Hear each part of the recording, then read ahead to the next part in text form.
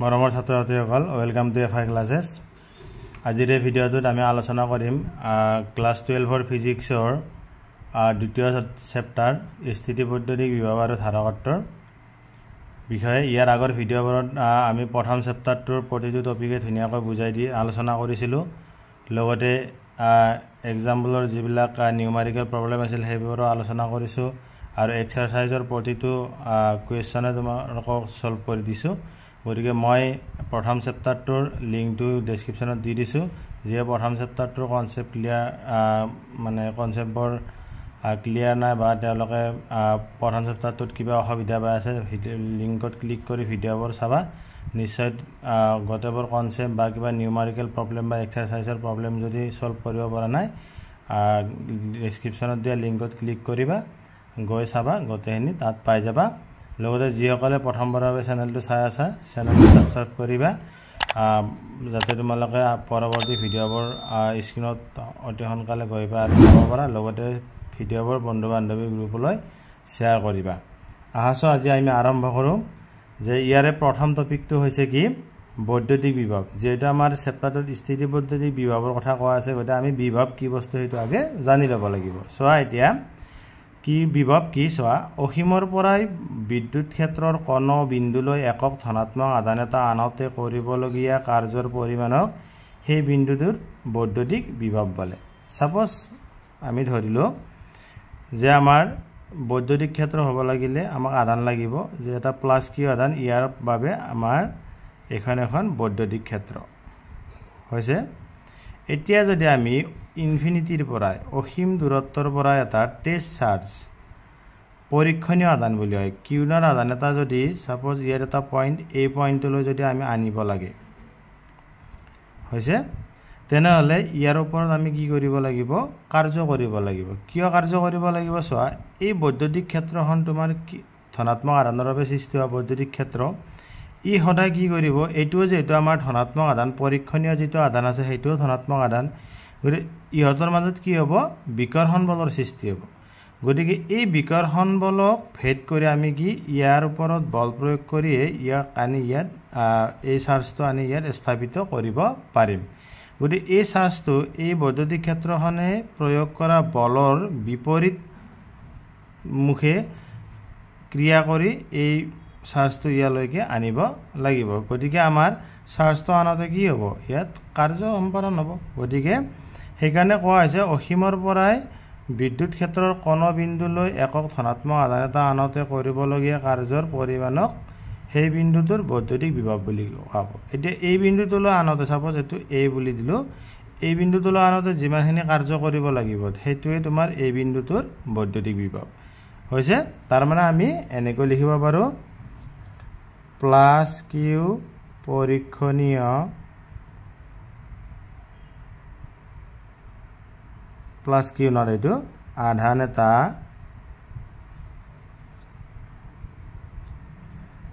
বৈদ্যুতিক ক্ষেত্ৰৰ কোন বিন্দুলৈ আনতে কৰিবলগীয়া কাৰ্য W হলে বিন্দুটোৰ বিভৱ আমি সিম্পলি বিভৱ বুলি ক'ব পাৰো বিভৱ ভিকেল টু কি হ'ব W/Q নট এটো হৈছে তোমাৰ বৈদ্যুতিক বিভৱৰ ফৰ্মুলা হৈছে বুজিছানে এই যে কাৰ্যটো কৰিবা তোমাৰ এই বৈদ্যুতিক ক্ষেত্ৰখনে প্ৰয়োগ কৰা বলৰ বিপৰীত দিশত কৰিব লাগিব বিপৰীতে ক্ৰিয়া কাৰ্যটো কৰিব লাগিব কাৰণ আমাৰ এটো প্লাস কিউ নটটো ইয়ালৈ আনিব লাগিলে এইটো সাইডত বল দি থাকিব আমি এইটো সাইডত বল প্ৰয়োগ কৰি ইয়াত কাৰ্যটো কৰিব লাগিব হৈছে এতিয়া সোৱা আমাৰ কি হ'ল যে এতিয়া আমাৰ ইয়াৰ একক চাম বিভৱৰ এসা একক কি ভোল্ট হৈছে আমি সিম্পলি তো ভি বুলি লিখো বিভৱৰ এসা একক কি ভোল্ট আমাৰ এতিয়া এই বিভৱটো হৈছে আমাৰ কি এটা স্কেলাৰ কোৱান্টিটি বিভৱ এটা স্কেলাৰ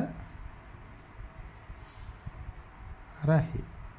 আমি বৈদ্যুতিক বিভব বুলিও ক'ব পাৰোঁ বা সিম্পলি বিভব বুলিও ক'লে তোমালোকৰ হৈ যাব এতিয়া যদি আমি কি কৰোঁ ইয়াৰ মাত্ৰা উলিয়াব পাৰোঁ মাত্ৰা বিভৱৰ মাত্ৰা চোৱা বিভৱৰ মাত্ৰা V equal to W divided by Q ন হৈছে এতিয়া চোৱা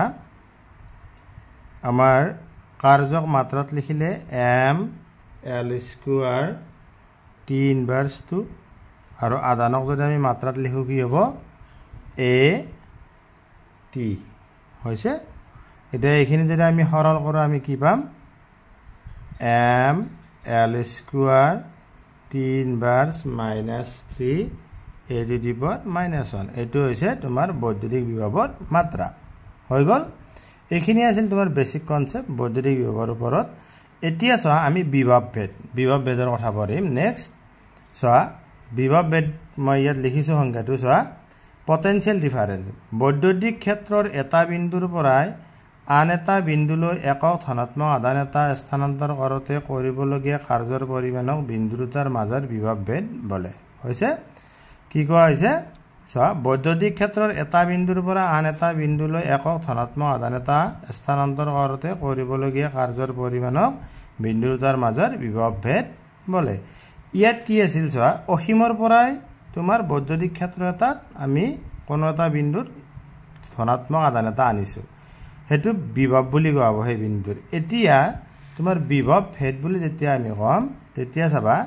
যে সাপোজ এখন বৈদ্যুতিক ক্ষেত্ৰ ইয়াত দুটা আমি পয়েন্ট লৈছো a পয়েন্ট আৰু b পয়েন্ট হৈছে এতিয়া এই a পয়েন্টৰ পৰাই আমি b পয়েন্টলৈ যদি এটা ধনাত্মক আধান ট্ৰান্সফাৰ কৰো তেনেহলে কি কৰিব লাগিব কাৰ্য কৰিব লাগিব নিশ্চয় হয়নে এতিয়া এই যিমানখিনি কাৰ্য কৰিব লাগে সেই কাৰ্যখিনিকে তোমাৰ এই বিন্দু দুটাৰ মাজৰ বিভৱৰ পাৰ্থক্য বুলি কোৱা অৰ্থাৎ বিভৱ ভেদ বুলি কোৱা হয় তাৰ মানে চোৱা আমি যদি এনে ভাবি চাও যে আমি যদি অসীমৰ পৰা এই বিন্দুটো লৈ যদি এটা আধান আনো যিমান কাম কৰিব লাগিব ইয়ালৈ আনিলে কামটো কাৰ্যটো বেছি হ'ব গৰি দুটা বিন্দুৰ এটা মাজত পাৰ্থক্য আছে গতি ইয়াৰ ডেফিনিশনটো দিয়া আছে যেহেতু আমি বিভৱ ভেদ বুলি লিখিছো আমি দুটা বিন্দুৰ মাজৰ বিভৱৰ পাৰ্থক্যটোই বিভৱ ভেদ সেইকাৰণে আমি এটা বিন্দুৰ পৰা আন এটা বিন্দুলৈ একক ধনাত্মক আধান এটা স্থানান্তৰ কৰোঁতে যিমানখিনি কাৰ্য কৰিব লাগে সেই কাৰ্যখিনিকে তোমাৰ কি বুলি কোৱা হ'ব বিন্দু দুটাৰ মাজৰ বিভৱ ভেদ বুলি কোৱা হ'ব ইয়াতো তোমাৰ ফৰ্মুলাটো চাবা যে ধৰা হ'ল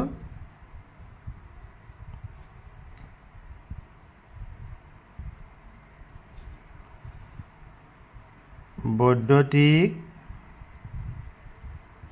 ক্ষেত্ৰৰ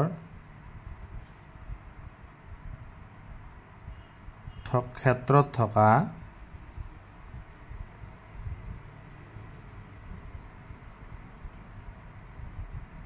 এটা বিন্দু এৰ পৰা বি লৈ প্লাস কিউ নট আধান এটা স্থানান্তৰ কৰোঁতে কৰিবলগীয়া কাৰ্য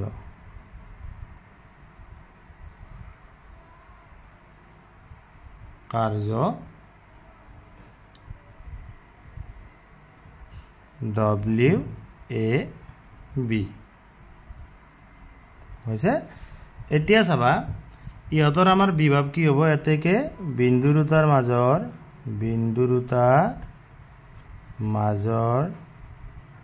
বিভৱ ভেদ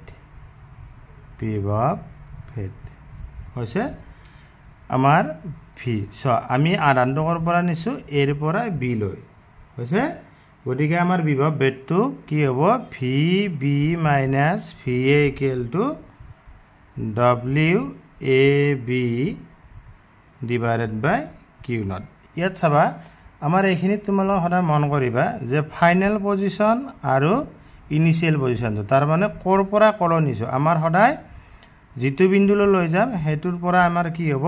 যেটো বিন্দুৰ পৰা নিম সেই বিন্দুটোৰ বিভৱটো মাইনাস হ'ব বিভৱ ভেদত হৈছে সেইকাৰণে আমাৰ ইয়াত a বিন্দুৰ পৰা b বিন্দুলৈ লৈ গৈছো গতিকে আমাৰ vb মাইনাস va লিখিছো মানে অন্তিম অৱস্থান আধানটোৰ আৰু প্ৰাৰম্ভিক অৱস্থান অন্তিম অৱস্থানৰ পৰা তোমাৰ অন্তিম যেটো বিন্দু তোমাৰ বিভৱ হ'ব সেই বিভৱৰ পৰা তুমি আদি বিন্দুৰ যেটো বিভৱ আছে সেই বিভৱটো বিয়োগ কৰিলে আমি দুয়োটাৰে বিভৱৰ পাৰ্থক্যটো পাই যাম গতিকে হেতু হ'ব vb - va wab divided by q naught গতিকে আমাৰ ইয়াৰ পৰা যদি আমি w টো লও কি হ'ব wab q naught into vb minus va হৈছে এতিয়া যদি আমি আধানটো b ৰ পৰা a লৈ নিও ইয়াতে এটা কথা মনত যদি আধানটো b ৰ পৰা a লৈ নিয়া হয় তেতিয়া তোমাৰ কি হ'ব va minus vb equal to wba divided by q naught তাৰ মানে wba equal to q naught va minus vb হৈছে এইটোৱে বস্তু এতিয়া আমাৰ বিভৱ আৰু বিভৱ ভেদৰ এককটো একে বুজিছনা তোমাৰ ফলতে হয় গৰি এইখিনি আছিল তোমাৰ বিভৱৰ ওপৰত বা বিভৱ ভেদৰ ওপৰত তোমালোকৰ বেসিক কথা এইখিনি কথা তোমালোকে বুজি ল'ব লাগিব এতিয়া আমি নেক্সট বিভৱ ভেদৰ এককৰ যেটো সংজ্ঞা সেই সংজ্ঞাৰ বিষয়ে আমি পঢ়িম চোৱা এতিয়া চোৱা এক ভোল্টৰ সংজ্ঞা চাবাছো আমাৰ কি আছিল বিভৱৰ সংজ্ঞা মতে কি আছিল v equal to w divided by q naught হৈছে এতিয়া চোৱা আমাৰ কাৰ্যৰ একক হৈছে জুল আৰু আধানৰ একক হৈছে কুলম তাৰ মানে আমি যদি ইয়াত 1 ভোল্ট বুলি লিখো তেনে হলে 1 জুল divided by 1 কুলম তাৰ মানে 1 ভোল্ট ইকুৱেল 1 জুল পাৰ কুলম এতিয়া আমি ডেফিনিশনটো তাৰ মানে কি যে আমি যদি বৈদ্যুতিক ক্ষেত্ৰৰ কোনো এটা বিন্দুৰ পৰা আন এটা বিন্দুলৈ 1 কুলম আধান এটা নিউতে যদি 1 জুল কাৰ্য কৰিব লগিয়া হয় তেনে হলে বিন্দুটাৰ মাজৰ বিভৱ ভেদক 1 ভোল্ট বুলি কোৱা সেইকাৰণে ইয়াত লিখা হৈছে বৈদ্যুতিক ক্ষেত্ৰৰ এটা বিন্দুৰ পৰা আন এটা বিন্দুলৈ 1 কুলম আধান স্থানান্তৰ কৰোতে যদি কৰিবলগীয়া কাৰ্যৰ পৰিমাণ 1 জুল হয় তেন্তে বিন্দুটাৰ মাজৰ বিভৱ ভেদক 1 ভোল্ট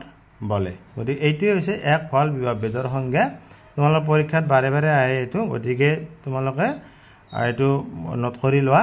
আৰু যদি আমি বিভৱৰ ক্ষেত্ৰত চা এটো বিভৱ ভেদৰ ক্ষেত্ৰত কৈছে বিভৱৰ ক্ষেত্ৰত হলে আমাৰ কি হ'ব যে এনেকৈ লিখিব লাগিব বৈদ্যুতিক ক্ষেত্ৰৰ কোনো এটা বিন্দুলৈ এক অসীমৰ পৰা 1 কুলম আধান এটা আনতে যদি কৰিবলগীয়া কাৰ্য 1 জুল হয় তেন্তে সেই বিন্দুটোৰ বিভৱক 1 ভোল্ট বলে এনেকৈ লিখি দিলে তোমালোকৰ হৈ যাব গতিকে এইখিনি আছিল তোমালোকৰ বিভৱৰ একক বা বৈদ্যুতিক বিভৱ কি বিভৱ ভেদ কি ইয়াৰে বেসিক কনসেপ্ট গতিকে এইখিনি জানিলে তোমালোকে পৰৱৰ্তী যিবিলাক টপিক আছে সেইবিলাক বস্তু ধুনিয়াকৈ বুজি পাবা গতিকে ইয়াৰ পৰৱৰ্তী ভিডিঅ'ৰ আমি নেক্সট টপিক আৰম্ভ কৰিম গতিকে ভিডিঅ'টো বন্ধু বান্ধৱীৰ গ্ৰুপত শ্বেয়াৰ কৰি দিবা লগতে চেনেলটো সাবস্ক্ৰাইব কৰিবা পৰৱৰ্তী ভিডিঅ'টো তোমালোকৰ স্ক্ৰীনত সকলো কাগজ গৈ পাব আৰু চাব পাৰিবা ধন্যবাদ